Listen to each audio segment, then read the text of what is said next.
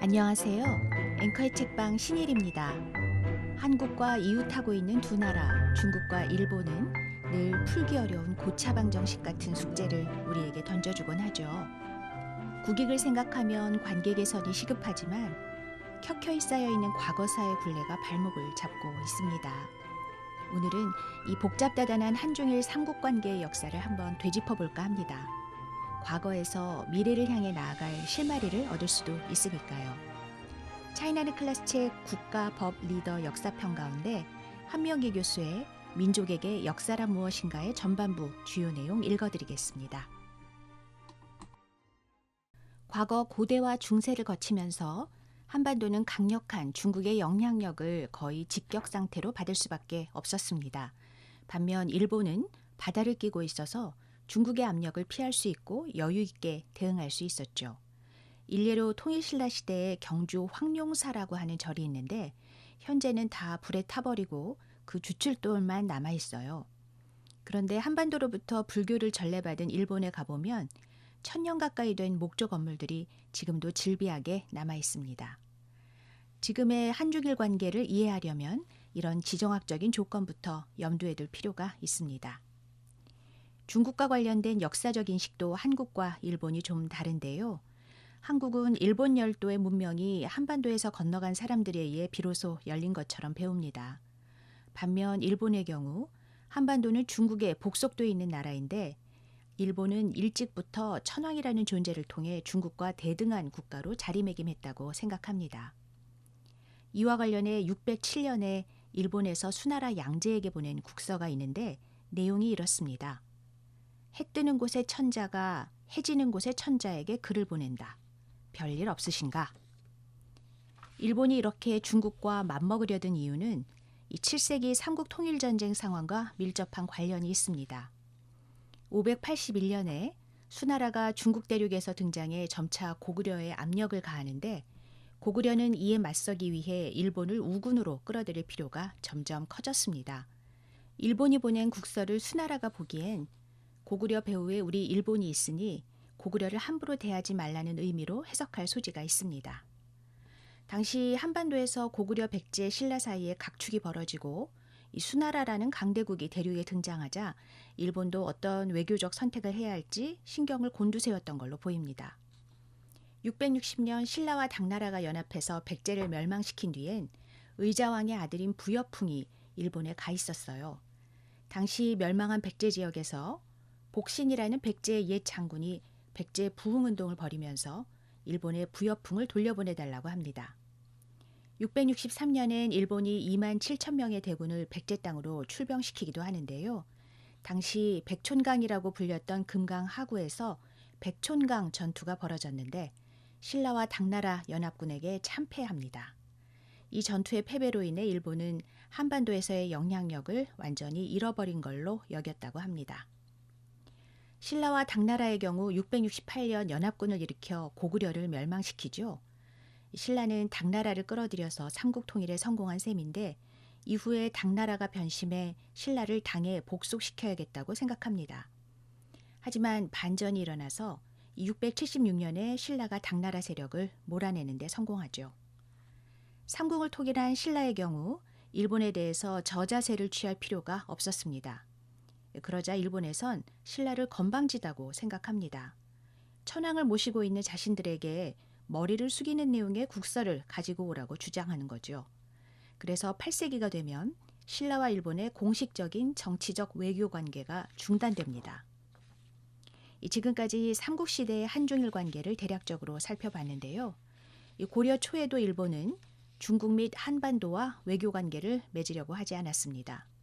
그런데 13세기에 접어들면서 고려가 심각한 위기 국면에 빠집니다. 1230년대 몽골이 고려를 침략하기 시작한 이후 전 세계 국가 중에서 몽골에 가장 격렬하게 저항의 싸움을 벌이게 됩니다. 일본으로 향할 수 있는 몽골의 압력을 고려가 막아준 것이나 마찬가지였어요. 이 문제는 몽골군이 침략할 때마다 큰 피해를 입자 강화도로 건너간 고려 조정이 더 이상 버티지 못하고 1270년 육지로 돌아오기로 결정한 겁니다.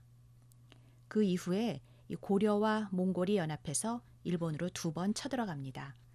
그런데 이 원나라와 고려 연합군이 규슈 지역에 상륙했지만 태풍으로 인해서 혼슈 지역은 공격도 못 해보고 완전히 실패로 끝납니다. 일본 사람들은 이때 신이 일본을 지켜주기 위해 바람을 불게 해줬다고 믿고 있어요. 그래서 그 태풍을 신풍, 즉 가미카제라고 부릅니다.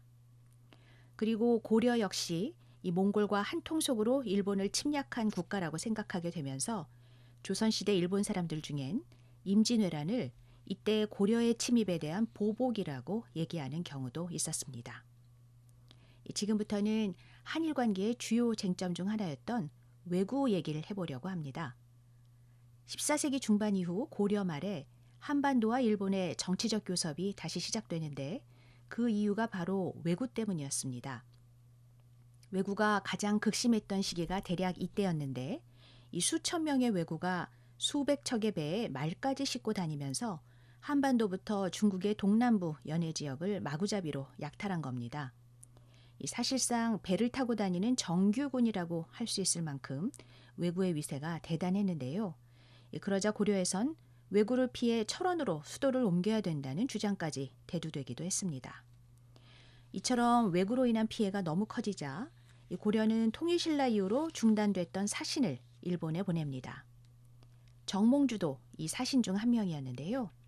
당시 일본 수도였던 교토에 가보니까 막부가 분열돼 있고 천황의 권위가 지방까지 미치지 못하는 걸 발견합니다. 규슈나 쓰시마 지역까지 중앙정부의 명령이 먹히질 않다 보니 이 왜구들이 생계를 도모하기 위해 해적질에 나섰던 것이죠.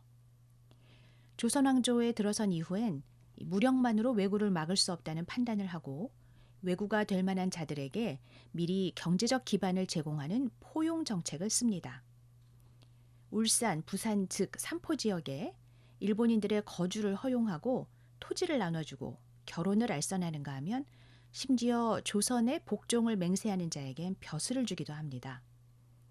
조선 정부로선 약탈이나 인명살상 같은 피해를 입는 것보단 왜구를 포용하는 게 평화 유지에 도움이 된다고 생각한 거예요. 조선은 대마도나 일본에 대해 자신들이 더 우월하다는 인식을 가지고 있었던 겁니다. 이렇게 포용 정책을 취하면서 대국인 것처럼 행세했다고 볼 수도 있습니다. 여러분 중엔 혹시 대마도에 가보신 적이 있나요? 대마도에 가서 섬 전체를 내려다보면 처음 가보는 사람도 이 섬은 해적질 말고는 먹고 살 방법이 없겠구나라는 생각을 하게 되는데요. 이 농토는 없고 숲이 무성하게 우거져 있기 때문입니다. 게다가 만이 굉장히 발달해서 배를 숨겨놓기에도 아주 좋은 여건이죠. 암튼 조선 정부가 회유책으로 접근하니까 이 대마도나 일본 서부 지역 사람들 중엔 조선을 낙토, 즉 유토피아라고 생각하는 이들까지 있었다고 합니다. 그런데 부작용이 생겨요. 이 조선의 지리 정보를 다 알게 되다 보니 사실상 스파이라고 할 수 있는 사람들이 양성된 것이죠. 실제로 임진왜란이 일어났을 때 이 외관에 와 있던 일본인들이 일본군을 이끌고 서울까지 가이드 역할을 하기도 합니다. 게다가 일본의 경우 1540년대부터 동중국해 변화에 힘입어 큰 실리를 얻게 되었는데요. 1543년 중국 선박 한 척이 마카오를 향해 항해하다가 갑자기 몰아친 태풍으로 인해 규슈 남쪽 섬에 좌초됐습니다. 이때 선박에 타고 있던 사람 중에 이 포르투갈 장사꾼이 있었는데 그가 일본에 조총을 전해준 겁니다. 조총은 순식간에 일본 열도로 퍼져나가서 일본 내란이 벌어지는 와중에 품질이 계속 업그레이드 됩니다. 그 결과 임진왜란에서도 사용되는 거죠. 당시 일본군을 막으려 충주로 향하는 신립장군에게 이 징비록의 저자인 영의정, 류성룡이 조총에 대한 대응책이 있냐고 물어봤다고 합니다. 그러자 신립장군이 역사에 길이 남을 문제적 발언을 남깁니다. 그게 쏠 때마다 맞는답니까? 결국 신립은 탕금대 전투에서 왜군에게 참패를 당하고 말죠. 그럼 임진왜란 얘기를 좀 더 구체적으로 해보겠습니다. 일본 전국시대를 평정한 오다 노부나가가 죽은 뒤에 도요토미 히데요시가 후계자로 나서 1587년쯤 일본을 통일합니다.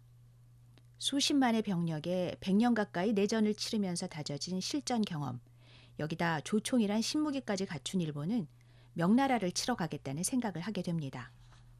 일본군이 명을 치기 위해서 가장 빨리 가는 방법은 바로 조선을 지나가는 것이었죠. 그래서 토요토미 히데요시가 대마도 영주를 보내 조선을 협박합니다. 원래 도요토미 히데요시는 정명향도, 우리가 명을 칠 테니 조선이 앞잡이가 되어달라고 요구했습니다. 그런데 대마도 입장에선 이 조선과 갑을 관계에 있다 보니 말을 전하는 영주가 조선이 덜 기분 나쁘도록 표현을 바꿨다고 합니다. 가도 임명, 즉 조선의 길을 빌려서 명에 들어가겠다고 한 겁니다. 그런데 당시 조선은 일본을 굉장히 우습게 알고 있었어요. 조선은 중국 다음으로 혹은 중국에 버금가는 문명국가라는 우월의식으로 무장하고 있었죠. 그렇기 때문에 히데요시가 일본 군대를 이용해서 명을 정복한다는 이야기 자체를 전혀 현실적으로 받아들이지 않은 겁니다. 그런 와중에 1592년 음력 4월 13일 임진왜란이 시작됩니다. 이후 왜군이 파죽지세로 치고 올라오자 선조는 서울을 버리고 의주까지 피신을 갑니다. 그리고 명나라에게 원병을 청하죠. 그런데 명나라 조정에선 선조가 전쟁 발발 이후에 불과 17일 만에 일본군에게 한양을 함락당하고 의주까지 쫓겨왔다는 사실을 믿지 못합니다. 그래서 이 사신을 의주에 보내서 선조가 과연 맞는지 임금의 얼굴을 그려오게 합니다. 그걸로 진짜 선조가 맞다는 걸 확인한 뒤에야 비로소 군대를 보내게 됩니다. 이 명나라 입장에선 만약 조선이 일본에게 완전히 넘어가게 되면 일본군이 압록강을 건널 가능성이 크잖아요. 이 남만주의 개활지에 조총을 가진 일본군이 들어오게 되는 건데 100만 대군을 동원해도 막아내기 어렵다고 판단했습니다. 그래서 조선을 일본의 침략을 막을 완충지로 여겼던 것이죠. 명이 1592년 7월쯤 조승훈이란 장수를 통해서 3,000명 정도의 병력을 보냈는데 이 장수는 이전에 일본과 싸워본 적이 없었습니다. 그래서 무리하게 기마대로 평양성을 공격했다가 3,000명이 몰살당하고 맙니다. 이후 명은 다시 조선으로 5만 1천 명의 군대를 보내는데요. 그때 명은 포르투갈에서 들여온 서양식 대포인 불랑기포를 들고 옵니다. 공교롭게도 임진왜란에서 이 포르투갈의 대포를 끌고 온 명과 포르투갈이 전해준 조총을 들고 온 일본이 한반도에서 맞붙은 것이죠. 1593년 1월 7일 명의 군대가 평양성을 공격해서 일본군을 이기자 이번엔 전세가 역전돼 일본군이 서울 쪽으로 도망을 칩니다. 이때 조선은 승기를 잡았으니 일본군을 부산까지 몰아붙여서 전쟁을 조기에 끝내겠다는 희망을 품어요. 그런데 일본군을 추격하던 이여송의 명군이 벽제에서 벌어진 전투에서 일본군에게 참패를 당합니다. 크고 무거운 대포를 우마차에 싣고 가다 보니 명군의 추격이 더뎌지자 일본이 기습을 한 거죠. 이여송은 파주에서 개성으로 도망치고 전쟁은 다시 교착 상태에 빠집니다. 이후 조선 입장에선 재앙적 사태가 일어나요. 명나라가 벽제 전투에서 패전한 이후엔 일본군과 더 이상 전투를 하지 말라고 명을 내린 겁니다. 명의 입장에서는 오랑캐끼리의 싸움에 끝까지 목숨 걸고 싸워서 인적, 물적 피해를 볼 필요가 없다고 판단한 겁니다. 그래서 휴전 협상을 통해 전쟁을 끝내는 쪽으로 국면을 전환시키려고 합니다. 조선 정부와 신료들로선 엄청나게 충격을 받을 수밖에 없었죠. 그래서 영의정 류성룡이 이여송을 찾아가서 명군을 동원해 일본군을 나라 밖으로 몰아내달라고 부탁합니다. 그러자 이여송이 류성룡과 호조판서 등 조선의 대신들을 무릎 꿇게 하곤 호통을 칩니다. 왜 군량이나 군수물자를 제때 대지도 않으면서 이 대국의 군대에게 싸우라고 강요하느냐고 말이죠. 그때 류성룡은 아무 말도 못하고 눈물을 흘릴 수밖에 없었다고 합니다. 굴욕감은 차치하고 이 모든 문제는 결국 우리 스스로 해결할 수밖에 없다는 냉엄한 현실을 직시하게 된 겁니다. 그가 훗날 징비록을 쓰게 된 이유입니다. 그런데 이후 휴전협상 과정에서 이 명과 일본이 내세운 조건이 각기 달랐어요. 명의 입장에선 도요토미 히데요시를 일본 국왕으로 승인해 주는 것 한 가지만 들어주겠다고 했습니다. 그런데 일본은 승전국인 자신들 요구 조건을 다 들어줘야 한다고 주장합니다. 첫째, 명나라 황제의 딸을 일본 천황에게 후궁으로 줄 것. 둘째, 경상도, 전라도, 충청도, 경기도를 일본 영토로 넘겨줄 것. 셋째, 일본이 조선에서 완전히 철수하면 조선의 왕자 한 명과 대신 한 명을 감사사절로 일본에 파견할 것 등입니다. 이런 조건은 이 조선은 물론 명나라 입장에서도 들어주기가 어려웠죠. 그러다 보니 계속 시간만 끌게 됩니다. 더구나 명이 조선을 협상 테이블에 참여시키지도 않았어요. 조선은 일본에 대한 적개심이 크기 때문에 아예 휴전 협상이 결렬될 수도 있다고 본 겁니다. 결국 1593년 4월에 양쪽 협상 대표가 잠정적으로 합의를 합니다. 일본군은 서울에서 경상도로 철수해 장기 협상에 대비하고 이 명나라는 필요 병력만 남긴 뒤 요동으로 철수하기로 합니다. 그런데 일본군은 도요토미 히데요시가 죽는 1598년까지 이 부산과 울산 사이에 성을 쌓고 자리를 잡은 뒤 조선인을 잡아가고 이 경주의 불국사를 습격해 문화재를 약탈합니다. 명나라도 싸움은 하지 않고 조선의 백성들에게 극심한 피해를 입혔죠.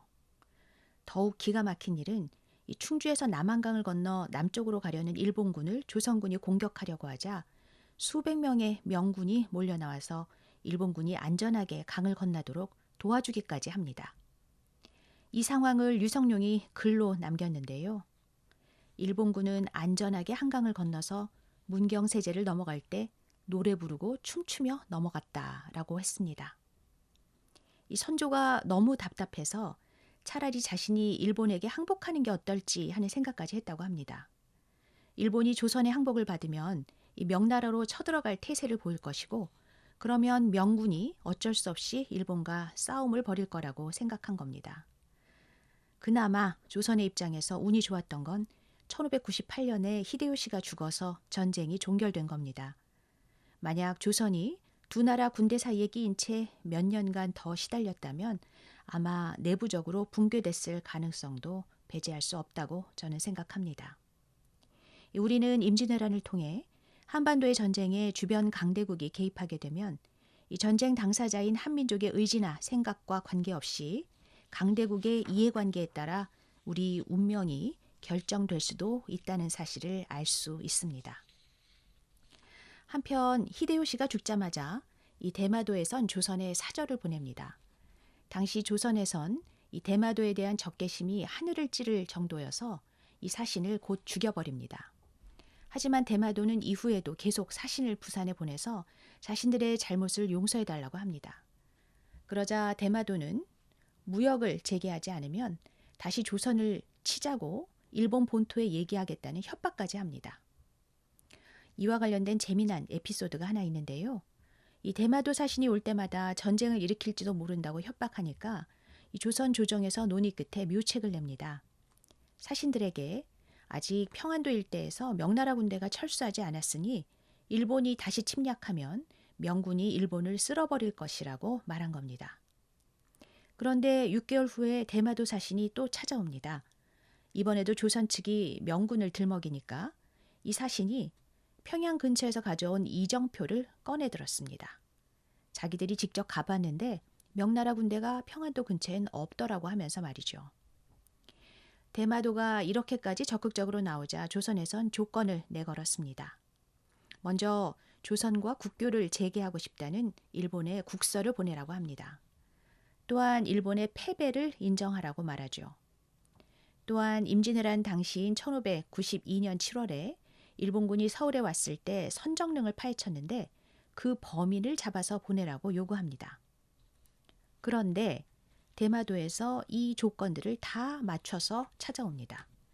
당시 일본 본토 도쿠가와 막부 명의의 국서를 조작해서 갖고 온 겁니다.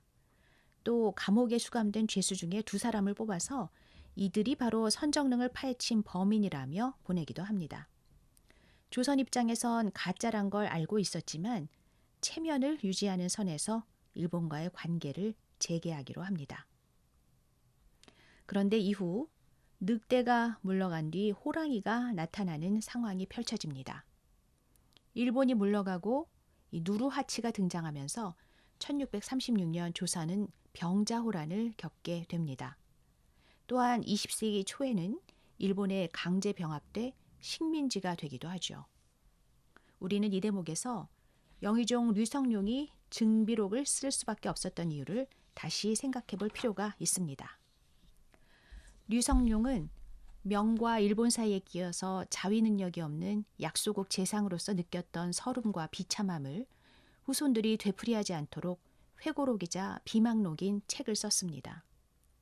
여기서 징비라는 말은 과거의 잘못을 잘 돌아보아 미래에 대비하라는 뜻인데요. 외란이 끝나고 나서 조선은 이 징비의 정신을 제대로 계승하지 못했다는 게 문제입니다.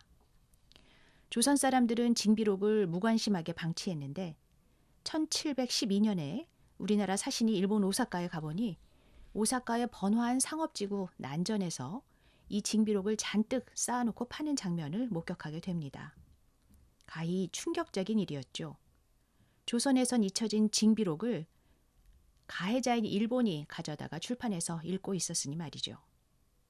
저는 한일 간의 외교적 현안이 생길 때마다 우리가 일방적으로 일본에 밀려왔던 이유 중 하나가 이 바로 과거를 기억하고 그 바탕 위에서 현실을 철저하게 분석해 미래에 대비하는 이른바 징비 정신이 일본보다 모자랐던 게 아닌가 하는 생각을 하곤 합니다.